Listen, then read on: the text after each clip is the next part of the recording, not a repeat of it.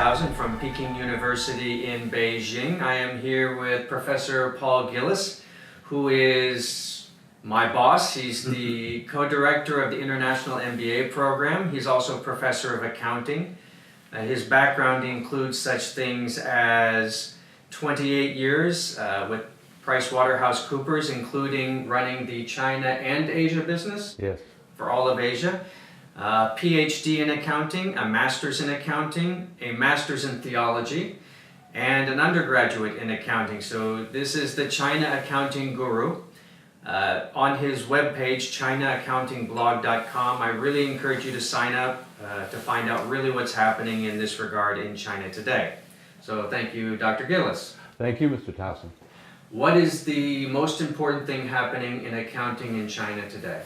You know, I think the key thing in China is China has good accounting standards. They basically adopted international accounting standards with, in some cases, some modification for local markets. But the quality of accounting standards is good. The application of accounting standards still needs some work, and we're still in the process of really growing and adopting and getting the quality there, and the auditing that needs to take place in order to ensure good quality accounting information.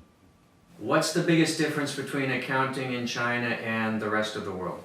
I think it's relatively new in China, even though accounting really, modern accounting has been taking place in China since opening up 30 years ago, almost 40 years ago. The challenge in China has been the growing expertise, and that the profession is still young. There aren't enough no-haired, gray-haired people around that know how to really apply the accounting standards with judgment. What we have seen, though, is increasing creativity and financial engineering taking place, and some learning to take advantage of accounting standards, and things are getting much more sophisticated than they used to be. What is everyone getting wrong about this subject? What's the biggest misconception? Well, often there's a view that everything in China is basic and primitive, and that, but actually, particularly when we look at some of the larger companies in China, they're very sophisticated, and they really have some of the smartest people in the room working on these things. But like the last company that claimed to have the smartest people in the room, Enron, I think we've got some overly creative and over-engineered financial situations in China. What's coming next? 2 to 3 years out, what are the most important things? Probably the most interesting thing in the next few years will be the continued shift of the accounting profession in China away from the Big Four and towards domestic accounting firms. They've been outgrowing the Big Four firms since the financial crisis in 2008, 2009. And I think that trend will continue.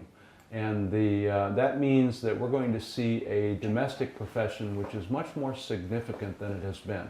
And I think its influence is going to be felt both within China and internationally. What's your favorite book, beverage, or beach? Or all three if you want.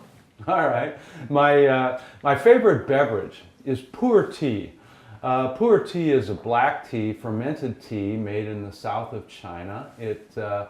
Sometimes it's quite old. It can be fermented for many years in terms of doing that. And many Chinese believe that it helps contribute to weight loss.